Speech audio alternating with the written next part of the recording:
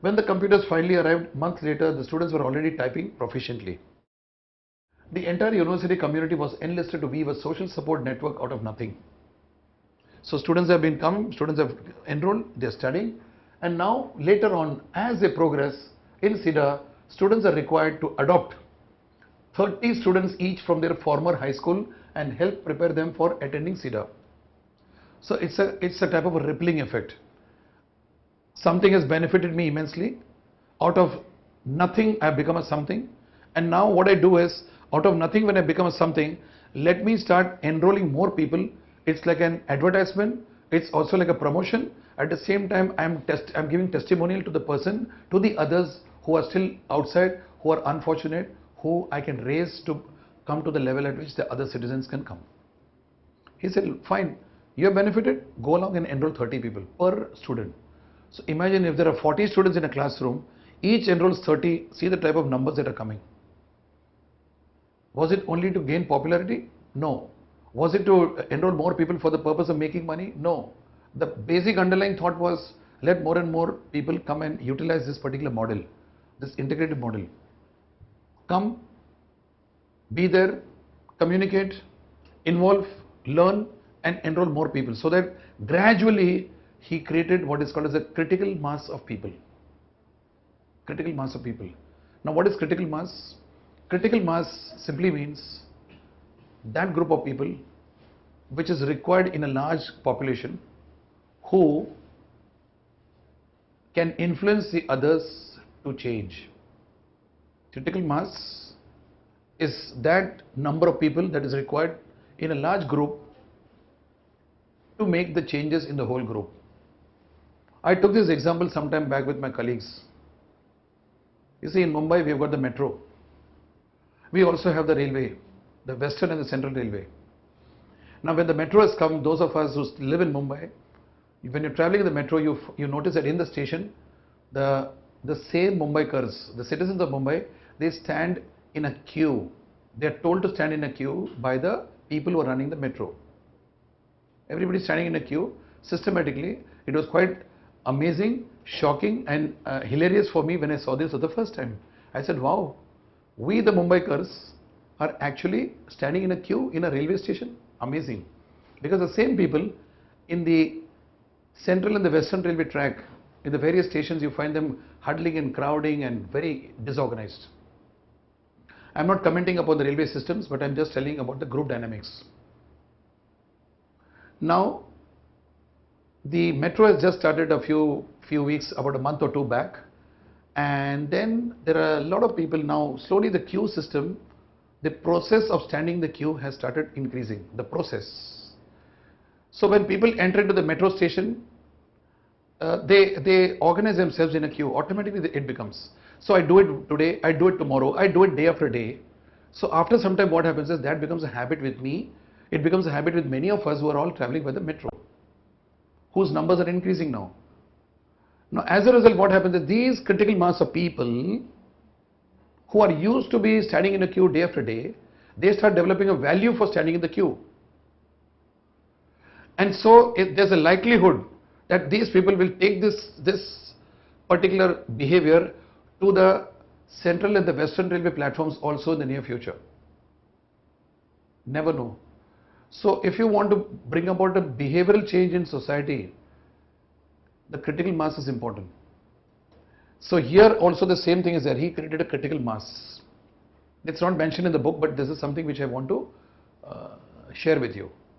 So if more and more people stop littering in the roads, the other people who have a temptation to litter will not litter. Right? Take two places in the city. One place very clean and neat like the airport. The other place is a congested place, a slum area, semi-slum area. You take a cup of coffee in a paper cup and drink it. There's a temptation for you to throw it in the slum area because everybody is throwing it. Even the most qualified, dignified person will throw it given a chance. Because there are, first and foremost, there are no bins. So everybody throws, so I also throw.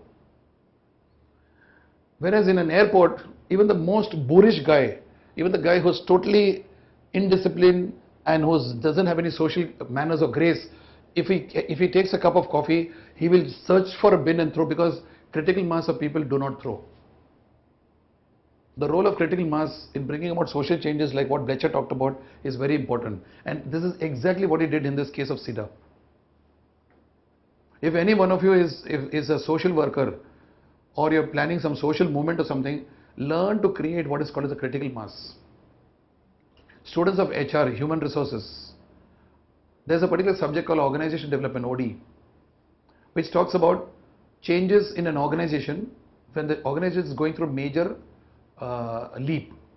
For example, the organization is going from one technology to another technology. So everything has to change. The mindsets have to change. People have to change. The organization got two choices. Kick out the existing people because they are redundant. They can't change one paradigm. A good organization will say nothing doing. People can change. All we need to do is to train them. So training people to face the changes of the future and develop skills for the future has to happen. So during that time, during the OD process, it's called as intervention. What is done is we create critical mass of people who are absorbing the training for the future, not for the present. They absorb the training and they also convert the training into their own behavior. And when all of them convert the training into behavior, what happens? The others will fall in line. It's easy to enroll them into the behavior because they will come looking at you. You become their role models. So this is what I was inclined to share with you when I spoke about the adopting 30 people. So when you adopt more and more people, what happens? More people will start becoming organized, start getting into the school, the SIDA, the university, right? So within 5 years after graduation, each graduate is expected to fund a scholarship for one SIDA. So another thing, if I graduate from SIDA, I am supposed to fund one more student for scholarship. Amazing. It's like what has come to me as a grace from Almighty, I give it back to mankind. I was unfortunate, somebody helped me, and so let me help someone else. A beautiful human value, right? By Blecher's estimate, such outstretched efforts have touched 600,000 South African youths since 1999, at the time of writing this book. So it may be more. You guys can go and watch, see in the website. I was just going through the website and was just watching how this is progress. It's doing very well. Of course, now they've gone miles away from the apartheid. So it's a different society altogether. But somebody like him had to take an initiative to raise them. And this is a very good classical story about how integrative thinking was used to create a social movement itself. In our own country, this is happening right now. I'm not getting into the details of it, but you guys can make out what I'm talking about. A critical mass of people are being created by some people so that we are going to a progressive zone of prosperity for the country, right? So SIDA is well on its way to fulfilling its mission, which reads, SIDA's vision is to create an advanced, financially focused, state-of-art education site with worldwide acclaim, which produces significant results in every area, including academic, personal development, alumni success, innovation, cost effectiveness, speed of learning, technology, enriched learning, sport and culture, and societal transformation. Quite a lot of things, all coming one after the other, right? And now, these are the various awards, the testimonials which they have got. SIDA won the 2002 Age of Innovation Grand Prize. Blecher awarded the World Economic Forum Global Leader for Tomorrow 2002. Skoll Award for the Social Enterprise 2006. And the awards are important as they spread Blecher's vision of an educational system that is rooted in the realities of sub-Saharan Africa. So this is what the case study about Blecher.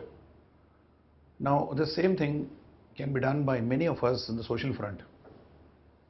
Put integrative thinking and solve complex issues of a society or an organization where we are working, and all you need to do is to get into your thinking process. Again, I'm reminding you, it's not the content. There may be a labor issue in the company, at the factory shop floor. There may be some issue in the canteen with the workers. There may be some issue about festival holidays not being properly given by the management in terms of in the eyes of the employees. So many complex issues they come, and when you try to solve one, you find that the other is getting compromised. So what one can do is one can go through the process of the creative thinking process, which we are going to be talking about, and actually put them into action. If Blecher could do it, anybody can do it. All of us can do it, right? So by now you must have detected that Blecher's stance. We are using the technical term the stance. By now you must have detected in Blecher's stance the telltale signs of an integrative thinker. Existing models are not to his mind just models, each with something useful to offer. Those two options. But there's a better model just around the corner, and Blecher believes he can find it. The search will carry him deep into complexity and will require him to wait patiently for a better answer to take shape. And he is confident he would find the answer. This is the past tense. In the future tense, this has already been done by him. It's already been done by him. And so we have to follow certain things, take a proper stance. Remember that we have to tell ourselves that there are better models than what we are seeing right now. And we have to just believe that it's there, and we have to keep waiting for it patiently. Now when you do all these things, you find that it's happening, right? There's not a single issue that is complex which can't be solved. All we need to do is to trigger our integrative thinking, right? And next, Blecher used, now I come to a subtopic. We have given the case study, and now we are trying to explore what was the type of thought processes Blecher went through. So to explain that, we are going to be talking about two things: generative reasoning and causal modeling. Two type of thinking processes, right? So Blecher used two powerful tools to create new models of post-secondary education. First is what is called as generative reasoning. The second one is called as causal modeling. Integrative thinkers have one more tool at their disposal. They also use, besides these two, a tool called assertive inquiry. A part of any communication classroom, they teach you what's assertive inquiry, right? And now, what is generative reasoning? Let's try and understand. Generative reasoning is a form of reasoning that inquires into what might be rather than what is. Okay, to give an example, you get a complaint from the shop floor of a production unit. You're the works manager, saying that the workers are taking frequent leaves, absenteeism, and so the production comes to a standstill.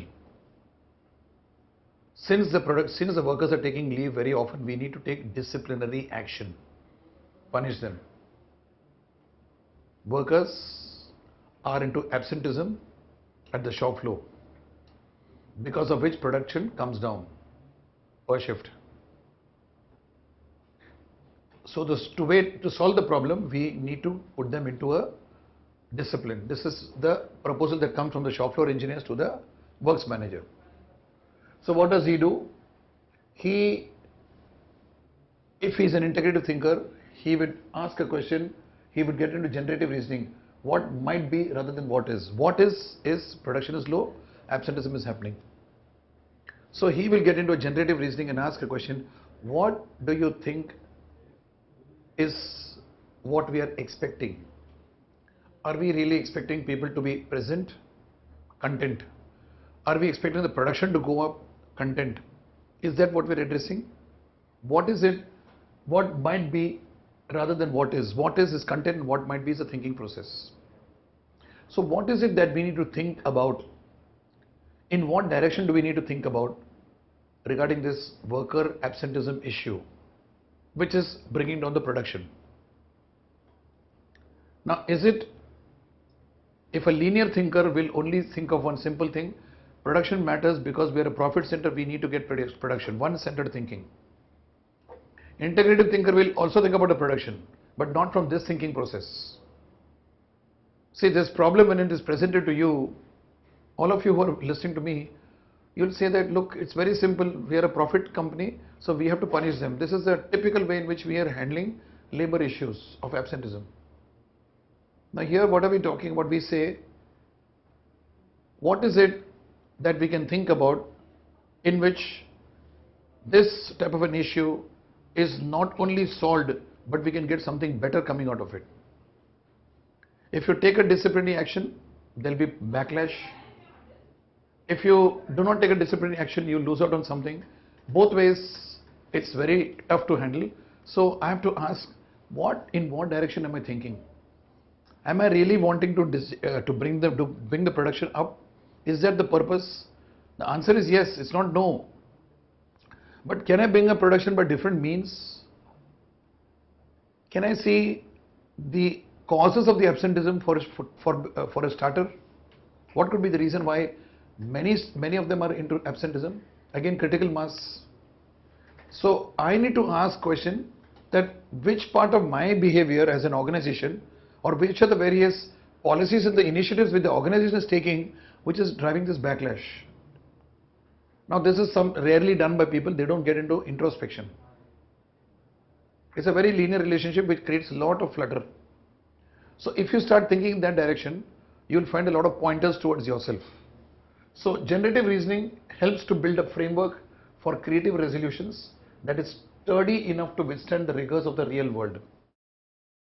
I'll give you another example. In every organization, there is a particular time when we are supposed to be reporting for work. Every organization, globally, everywhere. 9 a.m. you have to report. Now, what is the purpose of reporting at 9 a.m. is important. That people don't ask. And if you ask a person who's a conventional thinker, he will say it is a matter of discipline, the company is paying you for it.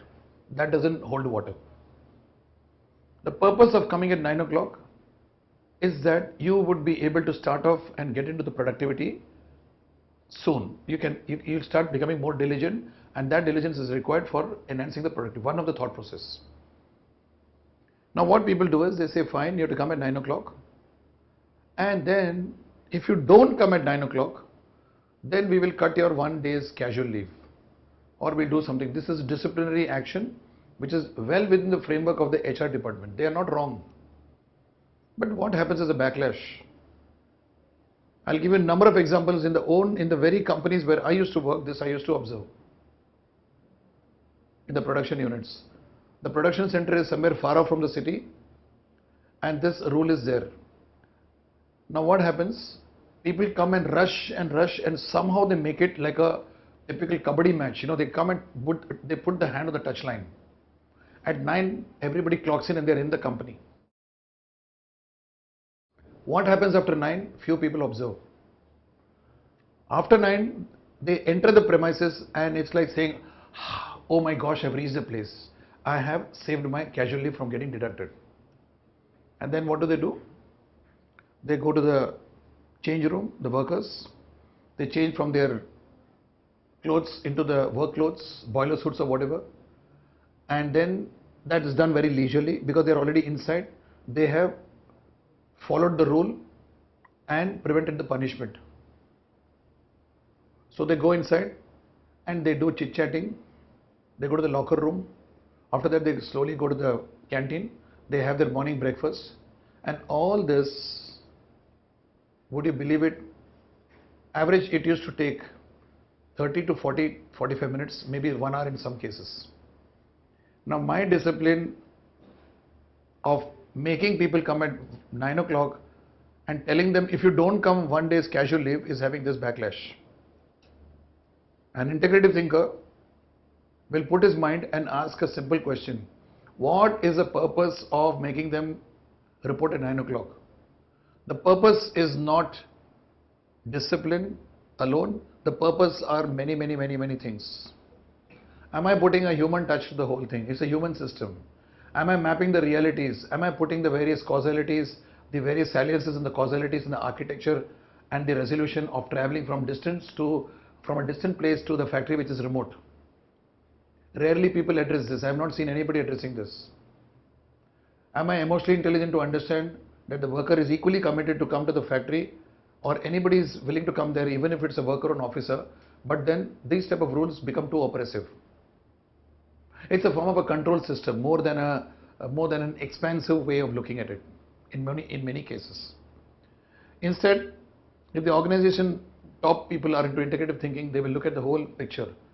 Multiple saliences will give you multiple causalities. Multiple causalities will give you multiple resolutions, architecture, and then finally resolutions, right? So they would do that. And then you realize that if I'm going to make them come at 9 o'clock and I don't have a disciplinary action, or I tell them the purpose of doing it, or I put it in a different way, then this waste of time, waste of huge productive time of 45 minutes to 1 hour after they enter the plant can be completely eliminated, reduced to the minimum. That nobody calculates. That nobody calculates. I'm talking about huge plants where I used to work. Now I drew this example because this example is amply demonstrating how many of us are looking at things linearly, not looking at it from a broader angle, not looking at it from an integrative angle. Now this is one example. There are a number of corporate examples which I can draw, wherein I can talk about how many initiatives taken by management and also by workers, both sides, can be seen differently from a very expansive integrated manner. But everybody is into a linear cause-effect type of relationship, one single relationship, one single cause. Could they think about multiple causes, multiple effects, multiple saliences and multiple causalities? That's the point, right? So most of us were never taught generative reasoning. Nobody was taught. And there were children actually, as children, you come out with something creative, but people suppress you. You don't know anything, keep quiet. We know better, we are more experienced, right? Western education emphasizes declarative reasoning. There's a declarative reasoning which, as the term suggests, is a cognitive tool for determining the truth or the falsity of a given proposition. You declare something and you say this is truth or this is false. Actually, most of the reasoning which we do is based on right and wrong. Most of the reasoning is based on right and wrong. Like, this is the right way of talking to you. Somebody will come out and put a type of a rule that when you talk on the camera, it should be this way, not this way, perhaps. And if that takes a lot of credence, if that starts getting, people talk about it more and more, then they'll say that anything that I do other than this, if I do this or this, it's wrong. So we say right and wrong, true and false, bipolar way of looking at life. And then there is a group of people, talk about etiquettes, for example, the world of etiquettes. Again, I'm not talking about etiquettes in a very poor light. I'm just talking about etiquettes. Somebody decide that this is etiquettes. Hold a spoon in the proper hand, talk in English, and wear the proper dress. Now this is falsely thought to be etiquettes. A group of people control the etiquette world using English and using certain types of Western type of things, which is not wrong, which is correct in its own way. It has its relevance. But what is the basis of etiquettes? Nobody defines what is etiquettes. Now there again, integrative thinking is important. To my mind, etiquettes is basically giving the person the respect of a human being. That's etiquettes. And if that respect is the cornerstone of any social interaction, over and above that, you build up the need for dressing up properly, wearing your lipsticks or whatever powders and whatever important. But if that is given importance and you reject people based on a linear correlation, then the etiquettes part of it is gone. You have people who are etiquette driven, at the same time they are not connecting to people. As a behavioral trainer, I notice this in many cases. Etiquettes are important, but in what context are etiquettes being practiced? I can draw many such examples wherein I'm not being critical about current practices, but I am actually reinforcing them by looking at it from a very broader angle. In walks a person in a five-star hotel, and he doesn't look good. He looks very shabby by the five-star standards. He's not smart looking. He's not wearing a Savile Row suit or something. He just comes in. He talks in a very different language, a very native language. He's very coarse. Now, do I reject him and saying that he's not having etiquettes? Now, there the integrative thinking has to come. It has to pervade in all these aspects of life. Hospitality management, in the area of human interaction at service levels. Now, these are the places where if you know how to get the thinking part of it, then things become easier. There's no one single linear relationship in human interaction. There are multiple relationships. Possibility thinking, right? It operates through deductive and inductive logic. What does this do? The declarative reasoning is based on two types of logic. Students who have studied logic in the university, you know that there are two types of logic, deductive logic and inductive logic. This is what dominates the education discourses of the whole world. In fact, everything that we're learning through the Western approach is based on inductive and deductive logics. Let's see what they are. The deductive logic, the logic of what should be, is the first mode of reasoning most of us were taught. As children, we were taught this, what should be. It entails establishing a framework and applying the framework to a problem. In deductive logic, we establish a theory and seek examples or scenarios to confirm the theory. All mammals are vertebrates. All mammals are vertebrates, meaning all mammals have got a backbone. All mammals are vertebrates with warm blood. A bear has got a backbone, it's got warm blood, so it's a mammal. So first you pass a statement and then you check out if a particular unit or something you see around is falling into the statement.